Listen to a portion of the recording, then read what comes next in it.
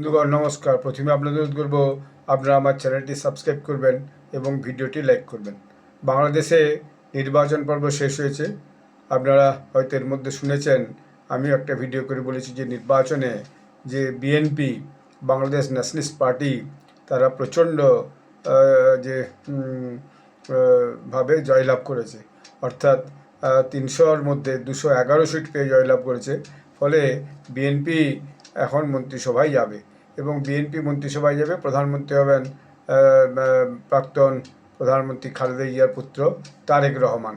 তিনি বিদেশে থাকতেন, বিদেশ থেকে তিনি এসে গেছেন এবং এসে যে তিনি এখন যে বিএনপি পার্টির যে কামান সেটা তিনি নিজে হাতে নিয়েছেন।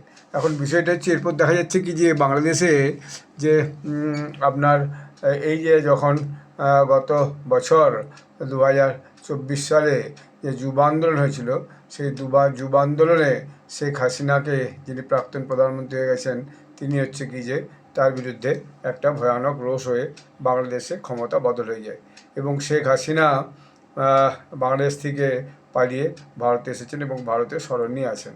এখন সমাচার এজেন্সি পিটিআই বলছে যে বিএনপির বরিষ্ঠ নেতা সালাউদ্দিন আহমেদ তিনি বলছেন যে বিদেশমন্ত্রী আগেই বলেছে যে শেখ হাসিনাকে ভারতের আমাদের দেশে প্রত্যার্পণ করা উচিত, অর্থাৎ তাকে আমাদের দেশে ফিরিয়ে আনা দরকার।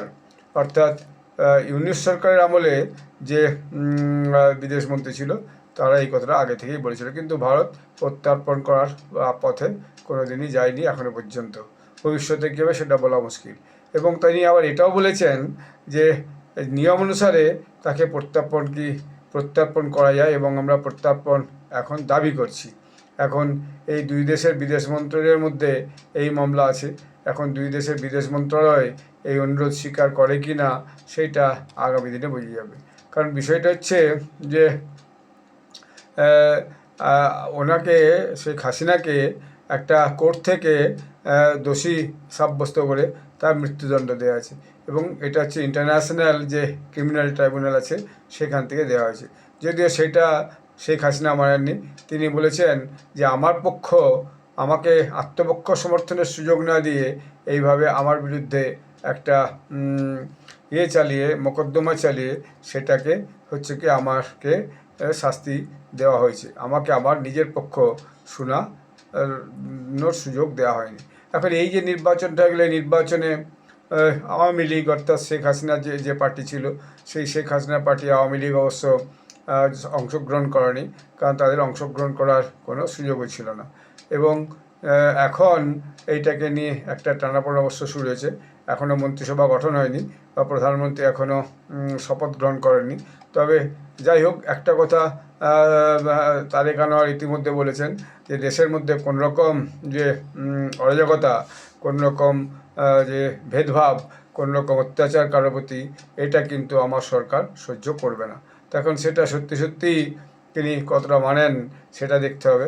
কারণ যে জামাত ইসলামী যারা এই ভোটে ভেবেছিল নিজেরা ক্ষমতায় পৌঁছাবে, তারা ভয়ানকভাবে পর্যুদস্ত হওয়ার পর তারা এখন চুপচাপ হয়তো আছে এবং তারা বুঝতে পারছে যে দেশের জনগণের আস্থা কিন্তু ওই রকম একটা মৌলবাদী দলের উপর কিন্তু নাই।